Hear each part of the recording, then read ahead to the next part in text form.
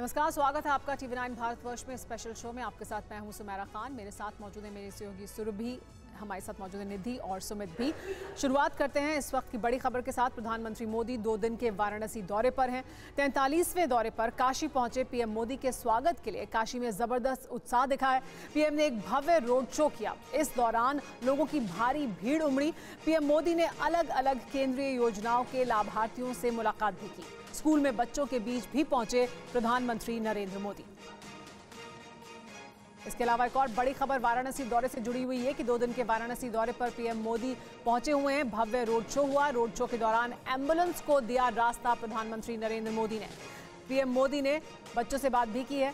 सीधी तस्वीरें भी आपको दिखाएंगे। इस वक्त वाराणसी में प्रधानमंत्री नरेंद्र मोदी के कार्यक्रम की ये लाइव तस्वीरें। केंद्रीय योजनाओं के लाभार्थियों से आज उन्होंने मुलाकात भी की है, लेकिन ये आप इस वक्त लाइव तस्वीरें देख रहे हैं प्रधानमंत्री नरेंद्र मोदी के दौरे की। बच्चों से मुलाकात की है उन्होंने।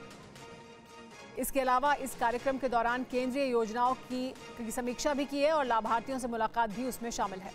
प्रधानमंत्री नरेंद्र मोदी अपने 43वें वाराणसी दौरे पर हैं। प्रधानमंत्री नरेंद्र मोदी ने जब से वाराणसी से चुनाव जीतने के बाद देश में प्रधानमंत्री के पद पर आसीन हुए, उसके बाद से लगातार उनका वाराणसी जाना और वाराणसी के साथ जुड़े रहना और उसका सिलसिला जारी है। अलग अलग योजनाओं में अभी तक जिन्हें लाभ मिल रहा है उन लाभार्थियों से मुलाकात भी की, लेकिन साथ ही वो तमाम योजनाएं जो वाराणसी में चलाई जा रही हैं उनकी समीक्षा भी की है। इसके अलावा कुछ अहम बच्चों से मुलाकात भी की है, स्कूली बच्चों से। और देखिए ये तस्वीरें उस वक्त की तब जबकि एम्बुलेंस को रास्ता दिया गया। प्रधानमंत्री नरेंद्र मोदी के काफिले के बराबर से गुजरती हुई एम्बुलेंस। और ये भी हम लगातार और हमेशा देखते रहे कि प्रधानमंत्री नरेंद्र मोदी चाहे वो रोड शो के दौरान कहीं पर पहुंचे हों या अपने दौरे के लिए, एम्बुलेंस को प्राथमिकता हमेशा दी जाती है।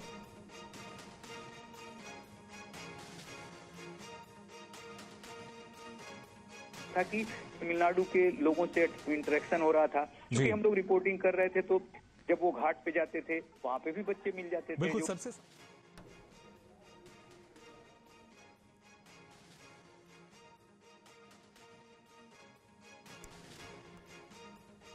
तो दो तस्वीरें एक साथ आपके सामने, जहां देखिए किस तरीके से अलग अलग योजनाओं के तहत आज के इस महत्वपूर्ण कार्यक्रम में मौजूद हैं प्रधानमंत्री नरेंद्र मोदी। लेकिन मोदी सरकार की जिस तरीके से ये योजनाएं रही हैं, जो लाभार्थी हैं उनके साथ मुलाकात की ये तस्वीरें भी सामने आ रही हैं। आगे क्या और कार्यक्रम रहने वाला है और इस वक्त प्रधानमंत्री कहां पर है, इस बारे में और जानकारी मेरे सहयोगी विपिन चौबे हमें दे रहे हैं। Vipin, over to you. बताएं आगे और अभी कार्यक्रम क्या है, क्योंकि खास तस्वीरें लगातार सामने आ रही हैं जहां अलग अलग योजना और मोदी सरकार की गेम चेंजर योजनाओं के लाभार्थियों के साथ आज की उनकी मुलाकात सबसे अहम रही।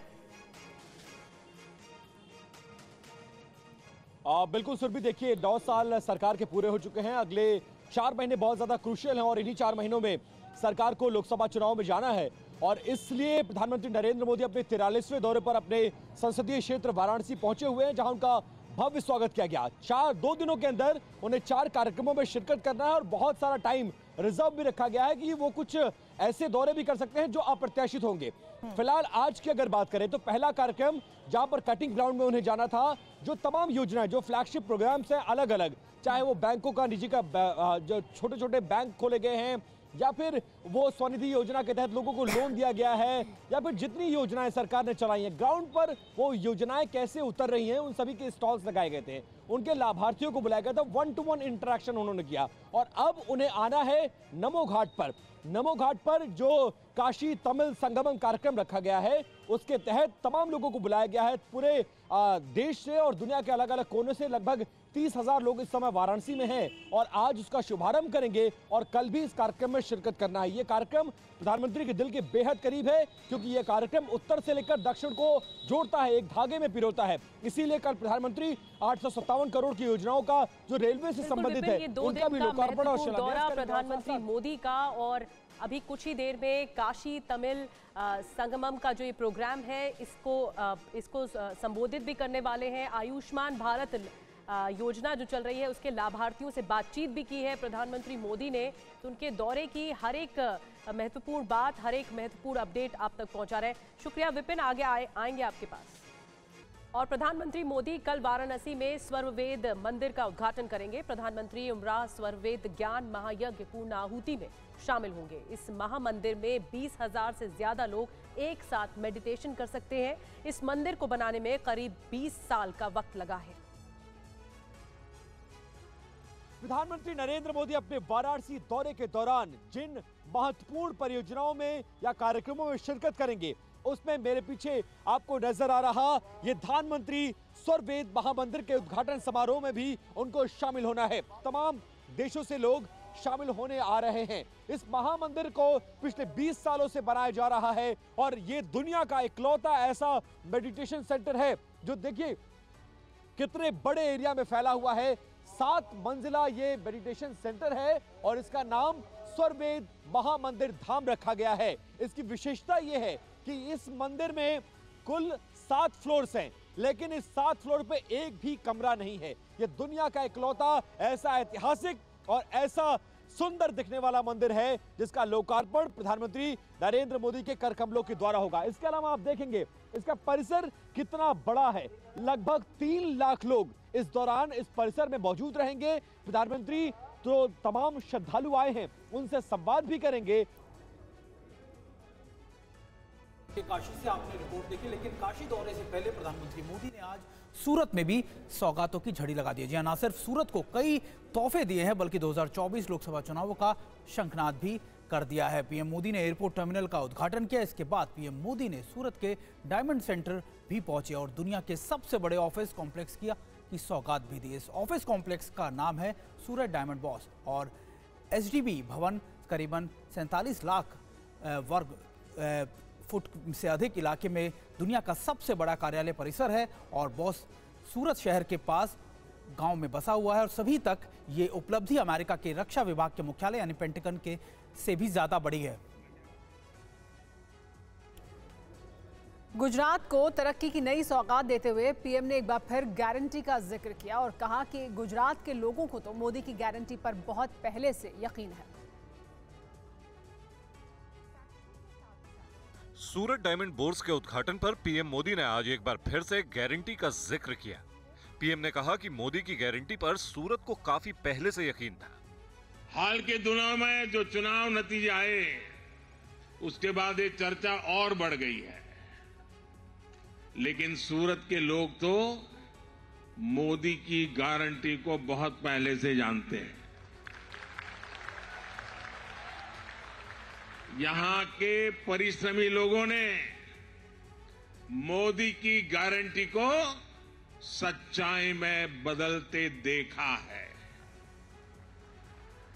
और इसी गारंटी का उदाहरण ये सूरत डायमंड बुर्स भी है।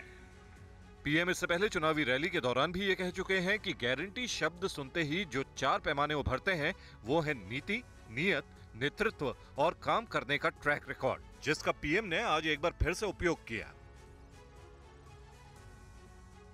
प्रधानमंत्री नरेंद्र मोदी ने सूरत में डायमंड बोर्स का उद्घाटन किया। पीएम ने इसी बहाने 1.5 लाख लोगों के रोजगार की गारंटी भी दे दी। ये रिपोर्ट देखिए।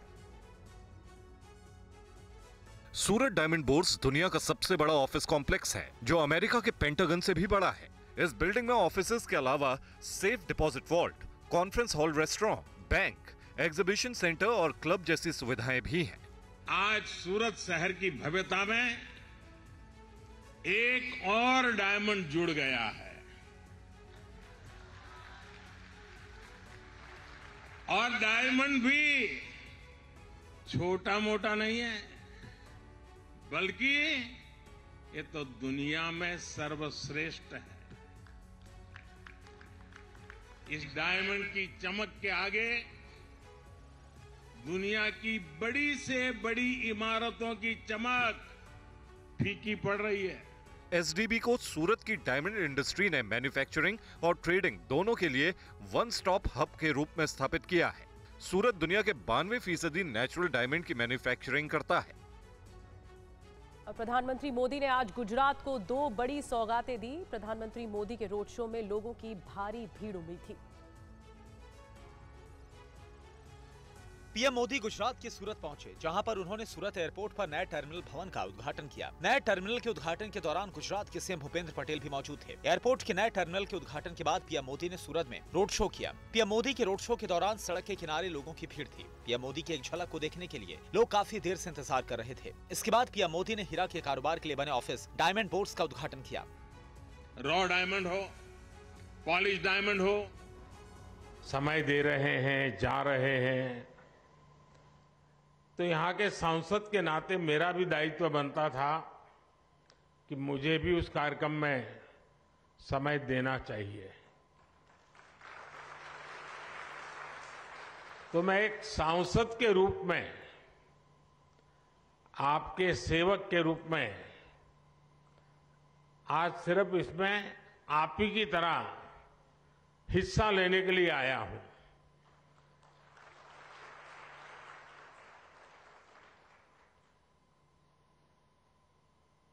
हमारे देश में सरकारें तो बहुत आई, योजनाएं भी बहुत बनी, बातें भी बहुत हुई, बड़ी बड़ी बातें हुई, और उन सबका जो अनुभव था, जो निचोड़ था, तो मुझे लगा कि जी देश को सबसे ध्यान देना वाला काम जो है वो ये है कि सरकार जो योजना बनाती है, जिसके लिए बनाती है, जिस काम के लिए बनाती है, वो सही समय पर बिना किसी परेशानियों के वो योजना उस तक पहुंचे। अगर प्रधानमंत्री आवास योजना है तो जिसकी झुग्गी है, झोपड़ी है, कच्चा घर है, उसका घर बनना चाहिए, और इसलिए उसको सरकार के चक्कर काटने की जरूरत नहीं है। सरकार को सामने से जाकर के काम करना चाहिए। और जब से आपने मुझे काम दिया है तो अब तक करीब 4 करोड़ परिवारों को पक्का घर मिल चुका है। लेकिन अभी भी खबर मिलती है कि भाई वहां कोई रह गया है, उस गांव में वो रह गया है। तो हमने तय किया कि भाई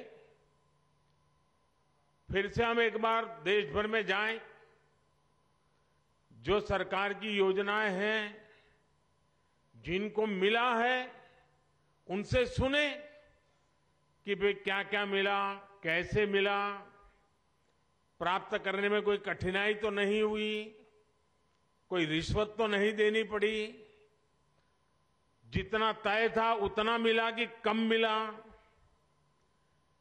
एक बार जाएंगे तो इसका हिसाब किताब भी हो जाएगा। तो ये विकसित भारत संकल्प यात्रा जो है ना, वो एक प्रकार से मेरी भी कसौटी है, मेरी एग्जामिनेशन है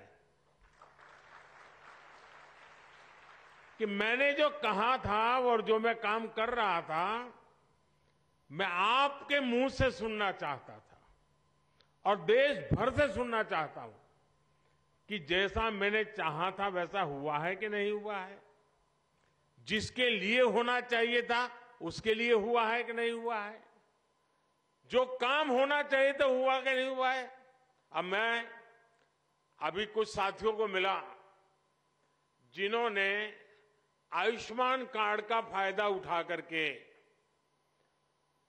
गंभीर से गंभीर बीमारियों का इलाज करवाया है।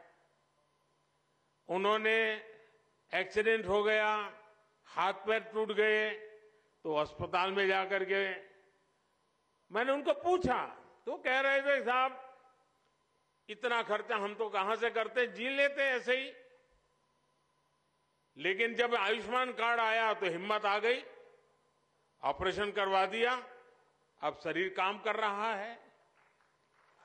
अब उससे मुझे तो आशीर्वाद मिलता ही है, लेकिन जो सरकार में बाबू लोग हैं ना, अफसर लोग हैं, जो फाइल पे तो योजना को आगे बढ़ाते हैं, अच्छी योजना भी बनाते हैं, पैसे भी रवाना कर देते हैं, लेकिन वहां उनका काम पूरा हो जाता है कि चलो वे 50 लोगों को मिलना था, मिल गया, 100 लोगों को मिलना था, मिल गया, 1000 गांव में जाना था, चला गया। लेकिन जब वो ये बात सुनता है कि उसने कभी फाइल पे काम किया था, उसके कारण काशी के फलाने मोहल्ले के फलाने व्यक्ति की जिंदगी बच गई, तो वो जो अफसर होता है ना, उसका भी काम करने का उत्साह अनेक गुना बढ़ जाता है, उसको संतोष मिलता है। जब तक वो कागज पे काम करता है उसको लगता है मैं सरकारी काम कर रहा हूं, लेकिन जब उस काम का फायदा किसी को मिला है, उसका जब उसको खुद देखता है, खुद सुनता है, तो उसको काम करने का उत्साह बढ़ जाता है। और इसलिए मैंने देखा है कि विकसित भारत संकल्प यात्रा जहां जहां गई है, वहां पर सरकारी अफसरों पर इतना सकारात्मक प्रभाव हुआ है, उनको अपने काम का संतोष होने लगा है। अच्छा भाई, ये योजना बनी, मैंने तो फाइल बनाई थी, लेकिन क्या एक गरीब विधवा के घर में जीवन ज्योति बीमा का पैसा पहुंच गया? मुसीबत की जिंदगी में उसको इतनी बड़ी सहाय मिल गई। तब उसको लगता है अरे मैंने तो कितना बड़ा काम किया है। एक सरकारी मुलाजिम को जब ये सुनता है तो उसको जीवन का एक नया संतोष मिलता है। बहुत कम लोग हैं जो इसकी ताकत समझते हैं कि ये विकसित भारत संकल्प यात्रा से हो क्या रहा है। जो बाबू लोग इस काम से जुड़े हैं, जब सुनते हैं, जब मैं भी यहां बैठा हूं सुनता हूं कि मोदी जी मुझे बहुत अच्छा लगा, मेरे पति का स्वर्गवास हो गया था, अचानक मुझे खबर आई 2 लाख रुपए मिल गया। कोई बहन कहती है कि बचपन से ही हम तो धुएं में जिंदगी गुजारते थे, गैस आ गया, जिंदगी बदल गई।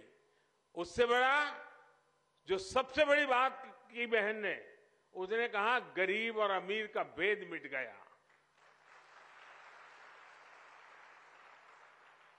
गरीबी हटाओ नारा देना एक बात है, लेकिन एक गरीब कहता है कि मेरे घर में गैस का चूल्हा आते ही गरीबी और अमीरी का भेद खत्म हो गया। जब वो कहता है कि मैं पक्के घर में रहने गया तो मेरा आत्मविश्वास इतना बढ़ गया कि मेरे बच्चे सम्मान के साथ स्कूल कॉलेज में अपने दोस्तों के सामने खड़े रहने लगे। झोपड़ी में रहते थे बच्चे शर्मिंदगी महसूस करते थे, कच्चे घर में रहते थे बच्चे शर्मिंदगी महसूस करते थे, दबे हुए रहते थे, आत्मविश्वास नहीं था। पक्का घर मिलते ही दीवारें नहीं, पक्की छत नहीं, जिंदगी आत्मविश्वास से भर गई है। अब वो दूर से मकान देखने से पता नहीं चलता है, बैंक से चेक गए इसलिए पता नहीं चलता है। जब उस लाभार्थी के मुंह से सुनते हैं ना, तब पता चलता है चलो भाई जीवन धन्य हो गया, किसी की जिंदगी में बदलाव आ गया। अब मैं देख रहा था हमारे गुप्ता जी बोलना बंद ही नहीं कर रहे थे। क्यों?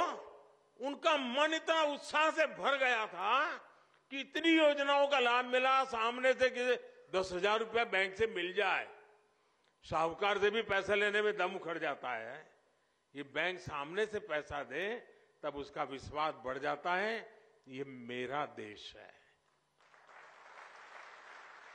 ये बैंक मेरी है।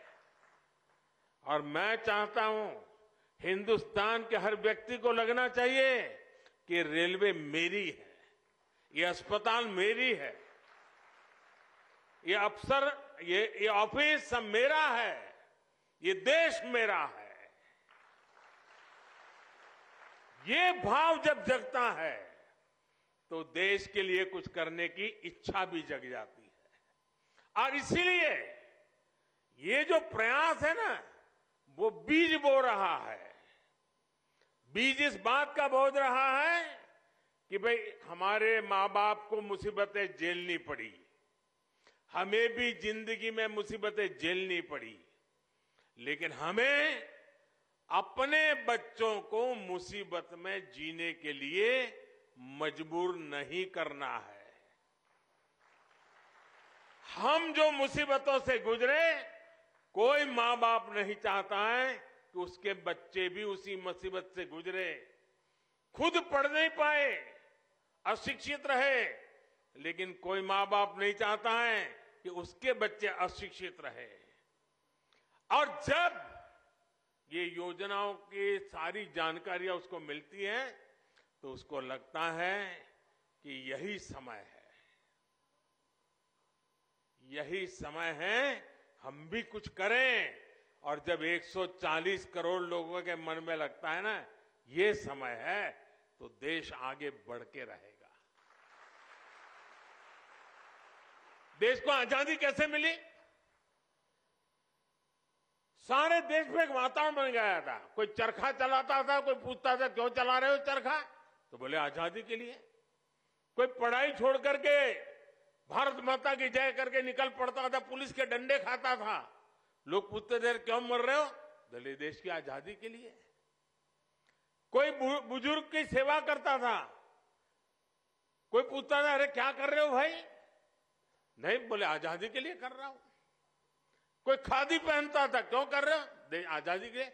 हिंदुस्तान का हर व्यक्ति कहने लगा कि मैं आजादी के लिए काम कर रहा हूं, उपवास करता हूं तो भी आजादी के लिए, मेहनत करता हूं तो भी आजादी के लिए, बच्चों को पढ़ाता हूं तो भी आजादी के लिए, सफाई का काम करता हूं तो भी आजादी के लिए, तकलीफ चलाता हूं तो भी आजादी के लिए। आजादी का ऐसा बुखार चढ़ गया, हर मन में विश्वास पैदा हो गया, अंग्रेजों को भागना पड़ा। देश उठ खड़ा हुआ। अगर हम इस समय 140 करोड़ देशवासी इसी मिजाज से भर जाएं, बस अब हमें देश को हमें आगे ले जाना है, ऐसे नहीं रहना है। हर एक की जिंदगी बदलनी है, हर एक की शक्ति का सम्मान होना चाहिए, शक्ति का उपयोग होना चाहिए, तो देश को आगे बढ़ाना चाहिए। एक बार ये मन में ये बीज बो रहे ना, आज 25 साल में तो ऐसा वटवृक्ष बनेगा, 2047 में 2047 में विकसित भारत बन जाएगा और बच्चों को फल मिलना शुरू हो जाएगा। ये वटवृक्ष की छाया आप ही के बच्चों को मिलने वाली है। और इसलिए विकसित भारत बनाने के लिए हर नागरिक का मिजाज बनना चाहिए, मन बनना चाहिए, संकल्प बनना चाहिए। और अगर मन बन जाता है तो मंजिल दूर नहीं होती है। और ये विकसित भारत संकल्प यात्रा, ये एक प्रकार से देश का काम है, ये किसी राजनीतिक दल का काम नहीं है। और मैं मानता हूं जो इस काम को करता है ना, वो बहुत पवित्र काम करता है। वो दूर से देख रहा है, अखबार में पढ़ रहा है, उसको समझना चाहिए कि मेरी गाड़ी छूट रही है, मैं मौका छोड़ रहा हूं। मैं भले देश का प्रधानमंत्री हूं, लेकिन मेरा बड़ा उमंग है आज आपके बीच आने का। मुझे बड़ा आनंद है कि मैं आज विकसित भारत संकल्प यात्रा का मैं हिस्सा बना। मैं भी संतोष करूंगा कि हाँ भाई, ये काम मैंने भी किया। आप में से हर किसी को करना चाहिए। अगले गांव में जहां भी यात्रा जाने वाली हो, शहर में जिस वार्ड में जाने वाली हो, भव्य स्वागत होना चाहिए, सबके सब लोग आने चाहिए, हर किसी को सुनना चाहिए, योजनाओं का लाभ लेने के लिए आगे आना चाहिए। और जिसको योजना का लाभ मिला है उसने आत्मविश्वास के साथ इसको बताना चाहिए। अच्छी बात बताने से भी अच्छाई का वातावरण पैदा हो जाता है। और इसलिए मैं चाहता हूं कि विकसित भारत यात्रा ये बहुत बड़ा सपना है, बहुत बड़ा संकल्प है, और अपने ही प्रयासों से इस संकल्प को हमने सिद्ध करना है। मुझे बहुत अच्छा लगा, सबसे मिलने का मुझे मौका मिला, आपसे भी सुनने का मौका मिला, लेकिन हम सब प्रयास करें, इस यात्रा को और सफल करें, देशवासियों के मन में भाव पैदा करें।